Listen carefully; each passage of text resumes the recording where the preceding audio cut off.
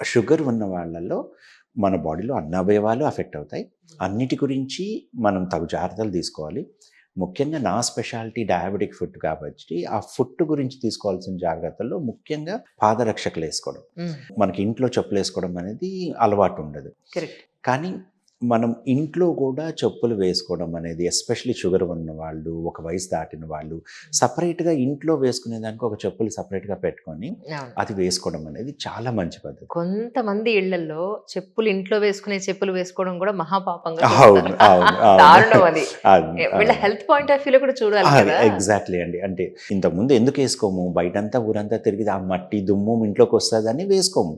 కానీ మనకు ఇంట్లో సెపరేట్‌గా పెట్టుకున్నందువల్ల అది బయటికి తిరగకుండా ఉంటుంది. కరెక్ట్. రెండోది ప్రతిరోజు కూడా వీలైనంత వరకు రాత్రి పడుకునే ముందు గానీ, ఉదయాన్నే లేసిన తర్వాత గానీ, కాలుని పరీక్ష చేసుకోవడం అనేది చాలా ముఖ్యం. ఎందుకంటారు? ఎందుకంటే చిన్న చిన్న గాయాలైనప్పుడు వీళ్ళకి తెలీదు. హ్మ్. సో, చిన్న పగుళ్ళలాగుంటాయి, వేళ్ళ మధ్యలో పగుళ్ళుంటాయి, ఇలా ఉంటాయి. సో, ఇది మనం పరీక్షగా చూస్తే గానీ దాని గురించి మనకు తెలియకపోవచ్చు. ఎందుకంటే మామూలుగా మనకు స్పర్శ ఉండే వాళ్ళకి ఓ చిన్న గాయమైనా కూడా నొప్పుండడమో, లేకపోతే ఏదో ఇబ్బందిగా ఉండడమో తెలుస్తుంటుంది.